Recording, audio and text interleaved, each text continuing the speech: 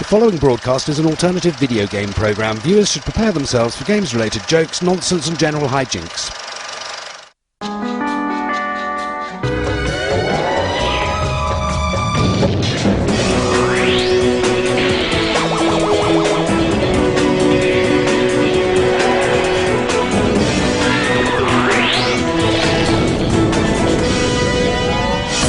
From the alternative world of video games today, the Mummy theme park ride.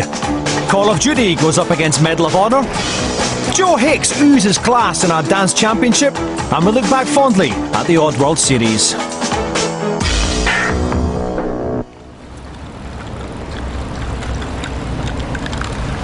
Hello there. I do love fishing. In fact, some of the happiest moments of my life have been spent just standing there with a rod in my hand. I got another letter from a viewer, thanks as always. This one is from David Isaacs from Port Talbot out there in lovely Wales.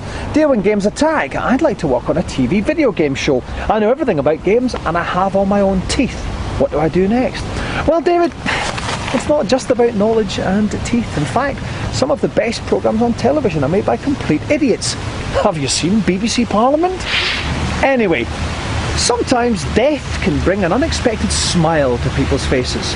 So let's prepare for some top gallows humour as we look at the top 5 video game ways to die.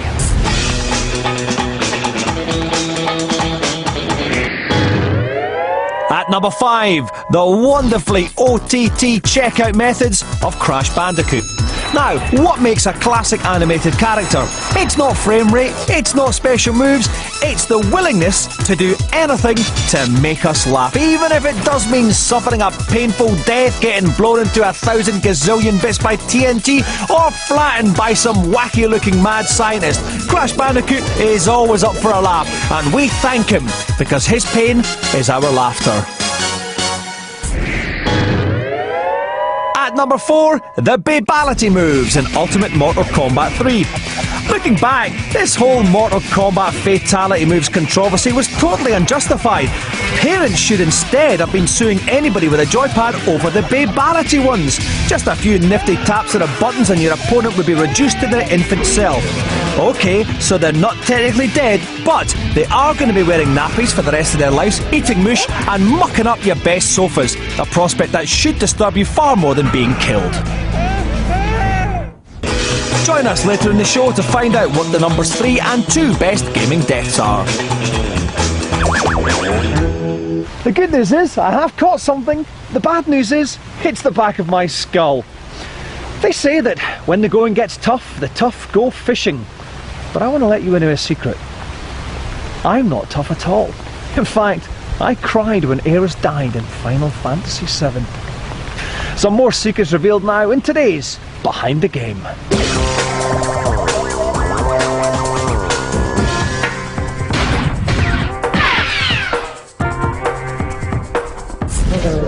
In 1997, Oddworld inhabitants released Oddworld Abe's Odyssey. Formed by the surprisingly good-looking ex-special effects painter Lorne Lanning and movie producer Sherry McKenna, they set out to tell a different kind of story.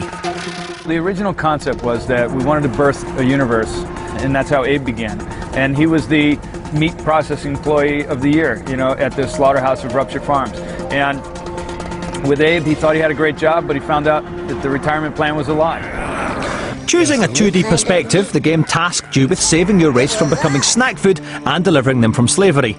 Not bad for a little mutant in a dirty loincloth. Abe's Odyssey was the first of a planned Oddworld quintology. That means 5. I know, you were wondering.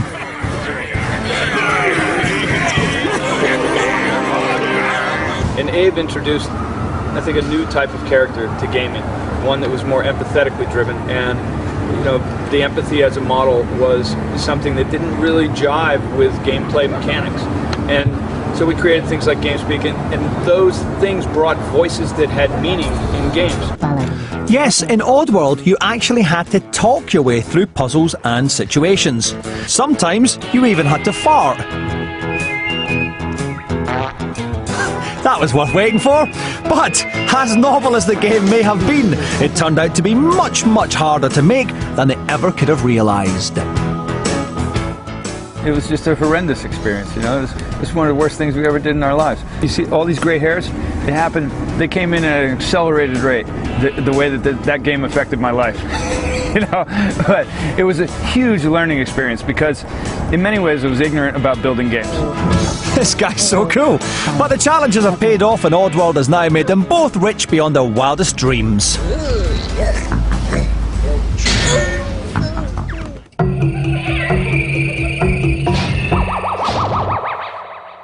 We trawl through tabloids and men's lifestyle mags in search of the hottest ladies to stage our very own Top Totty dance-off. Marsh, Pinder, Pearson, Hicks and Downs. Held over the series, 5 gorgeous girls battle it out to see who has the moves to match their curves.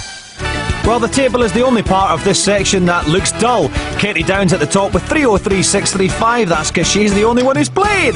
Yeah, it is. It's Mr. Diamond's Lover Room again. That means it's time for our second trip to our special dancing competition. Basically, the deal is we have a very attractive woman. In this case, it's pastry legend Jo Hicks. Jo, welcome. Thank you.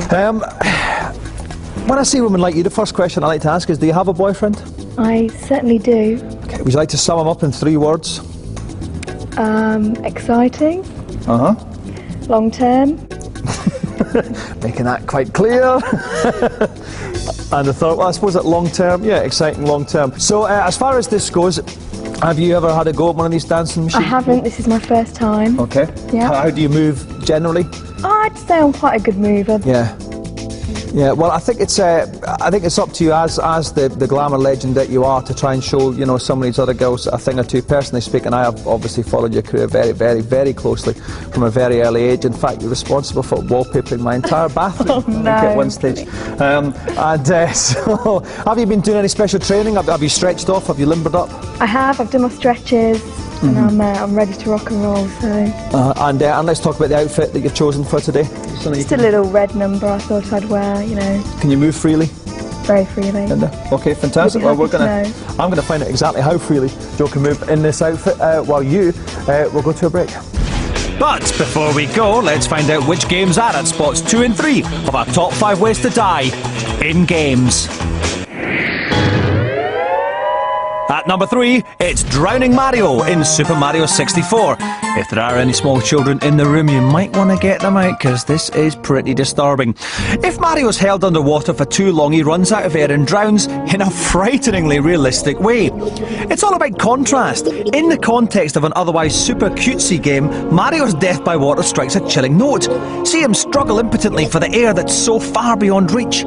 See his body racked by spasms as his plumber lungs fill with water. And see his limp corpse float like a rag doll with a moustache.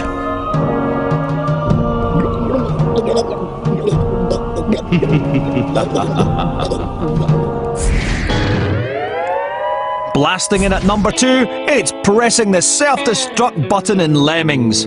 Back in the day, the task of escorting these dumb lemmings to their home reduced every sane gamer to dribbling wrecks.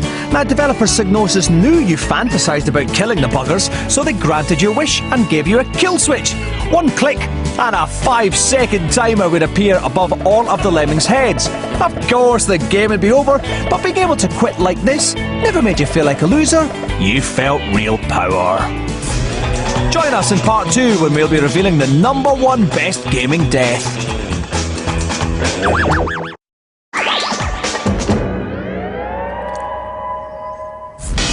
Coming up in the alternative video game show, why see the movie when you can go on the ride? 2 World War II shooters go head to head, and the best gaming death ever. But first, time to join Stevie Morgan for our Dance Stage Championship as glamour legend Jo Hicks prepares to show the kids how it's really done.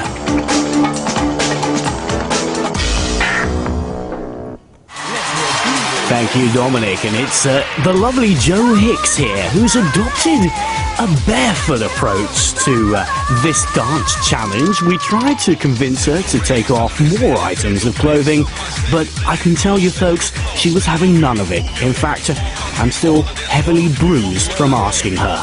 But she seems to be enjoying herself, and that, of course, is what it's all about. That, and of course, making sure that your foot is on the corresponding arrow as it highlights on that screen in front of you. She's getting a few boos And it seems to be going all wrong for her right now. Points are rewarded for each one she steps on correctly. And when it comes down to points, I'd certainly give her 1. Now, we know that this is a talented lady. She can sing, dance, certainly, and act. And I think it's fair to say that big things are in front of her. But it's all down to how she tackles this dance challenge right now. There's the odd perfect, a great, but still the boos are raining down on her. It's all about the rhythm method, I'm afraid, folks, and fitness, because if you pull anything, it can be quite nasty. I should know. But she's only got a few moments left here on the dance challenge. Can she round off to a grand finale? You seem not to be in good shape. No. Game over.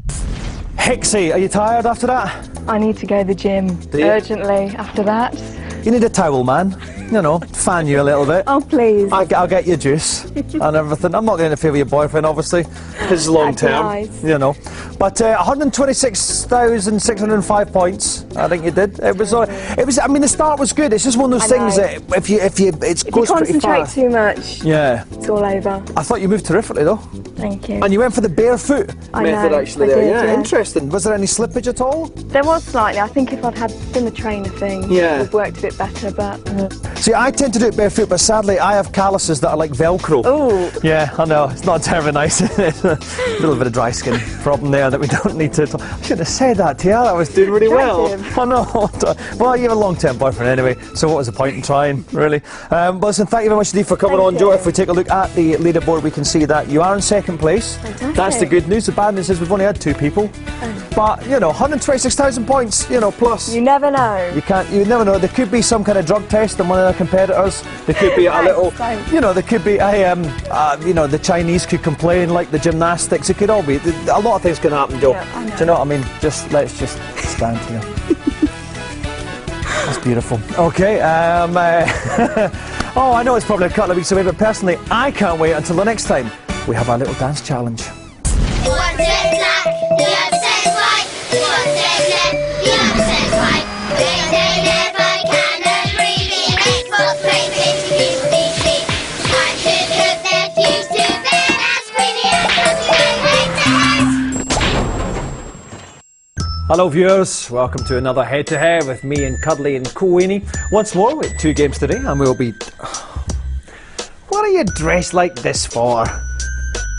You want to be Bloods and Crips? You want to go and bust a cap in some homie's ass? You can go to prison for something like that. That's a small price to pay for the ensuing rap career. We'll talk about this later. Word. Go and get your boxes. Today we're looking at games that use the horror of war for pointless entertainment. Cuddly has got Medal of Honor Rising Sun and Queenie's going for Call of Duty. Round 1. Graphics. Call of Duty's visuals are simply stunning. Each environment looks realistically war-torn. Character detail is top-notch, and effects like explosions and machine gun fire are fantastically animated. Fans believe Medal of Honor Rising Sun's visual style holds its own against its rival. The environments are painted with dark brooding colours designed to create an appropriately foreboding atmosphere. But which shooter do you prefer the look of?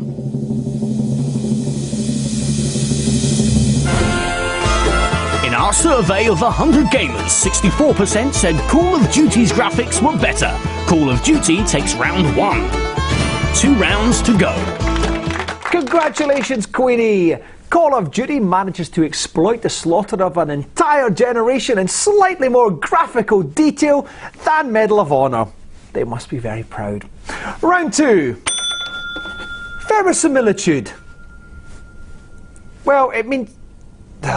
what's the point? Lifespan. Call of Duty's internet option ensures continual play. Games such as Headquarters, in which opposing teams must battle for a set time over a randomly selected location, keep the adrenaline pumping. Medal of Honor Rising Sun also has an excellent multiplayer mode. Gamers can opt for split-screen combat or go online and experience action-packed single or team deathmatches over 9 exciting maps. But which keeps you playing longer? 64% said Call of Duty had the longer lifespan. Call of Duty takes the second round. One more to go. Well, it's over. After only the second category. Queenie, you've got an unassailable 2-0 lead. Could be 3. Either way, we know one thing, Cuddly. You're getting the forfeit. Hey! Round 3. Gameplay. Call of Duty tries hard to capture the experience of being in a battle. The frantic firefights and the disorientating shell shock effect bring a frightening level of realism, whilst the advanced AI makes your computer-controlled teammates support your actions effectively. Fans play Rising Sun for its exciting set pieces, like the attack on Pearl Harbor. Here you must race through your sinking battleship and man a gun turret against wave upon wave of Japanese aircraft. And that's just the first level. But which game offers the more compelling experience? 57% of those surveyed said Call of Duty had the better gameplay. Call of Duty wins the third round and becomes our overall winner 3 rounds to 0.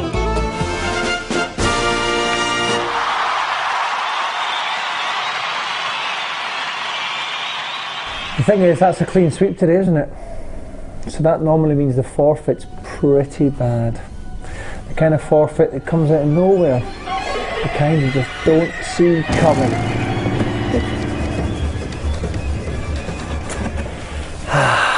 Join us next time for another head-to-head. Now it's time to reveal the #1 best gaming death, but first here's a reminder of those other honourable few. At number 5, it's Crash's Cartoon Suffering. At number 4, Baby Drooling in Ultimate Mortal Kombat 3. At number 3, Mario Sleeps with the Fishes in Super Mario 64. And at number 2, Mass Suicide Lemmings. But the #1 best gaming death of all time is Bovine Bombing in Earthworm Jim. A classic game of the 90s, Earthworm Jim holds host to the most original, ingenious and downright fun death in game history. Early in your quest to save Princess What's-Her-Name, you inexplicably launch a cow into the sky. Then, at the end of the game, when she's ready to receive her dashing knight, the cow appears from nowhere and flattens her dead. And that's it! No kissing, no riding off into the sunset together, just a big cow on your bird's head. Tradition has been thwarted. Thanks, Jim. The Americans have given us many things. Fast food, cosmetic surgery, and global bullying on a massive military scale.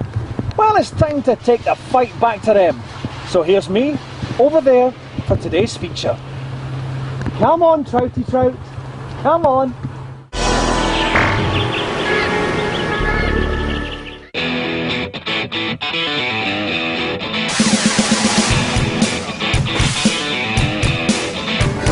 One of the advantages of being Dominic Diamond is that you don't have to queue with the rest of the suckers. You get to walk through Universal on your own like royalty. The reason they're being made to wait is basically so I can indulge myself at my leisure on the brand new spanking ride that they've got here at Universal, The Revenge of the Mummy.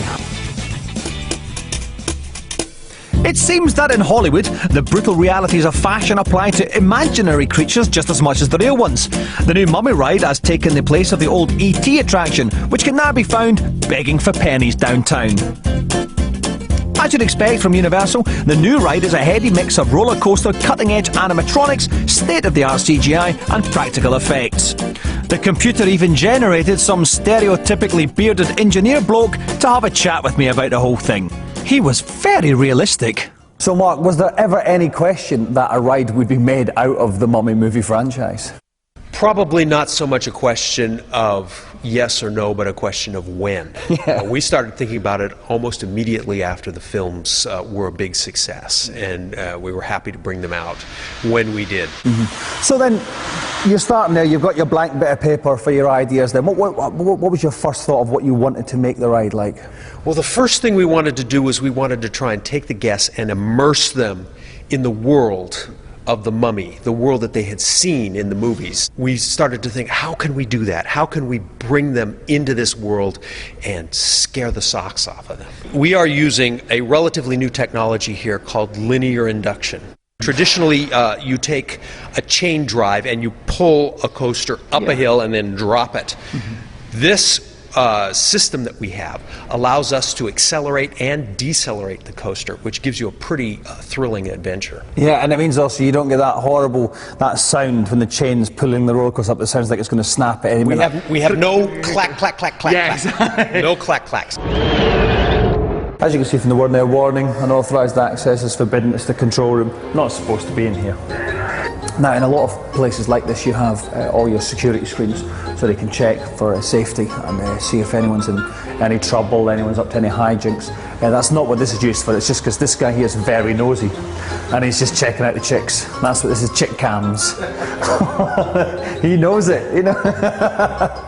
And sometimes, yeah, like that'll control the different cameras, that panel there. That, I think, that makes the coffee on that one. And this, sometimes you'll have Quake running on that on a server and he'll be playing that. Sometimes Pac-Man, if he wants to be a little bit old school. Having charmed everyone with my hilariously raucous antics, it felt only right that I should make their day by having a go on the ride. Okay, here we go. I have actually decided to allow a few other people on, but only because they're all orphans. Here we go.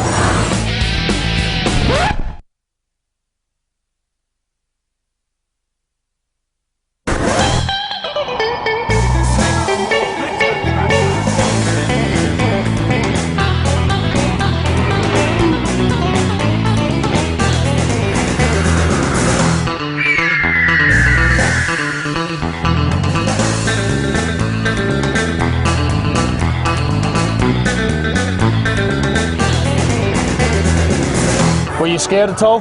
No. A little bit. Yes, I was. This is like our 500th time. Do you need to change your underpants? I don't think so. Not addressed it. Did any of you soil your trousers? No, with fear? we're good. You mind if I check? Just have a check, sir. You have? You've got a big stain. I thought the ride was it was slightly frightening, it was short and it was intense, which ironically enough is just like my own mummy. Well, that's all today from me and my tiny tiddler. Until the next one, Games Attack, goodbye.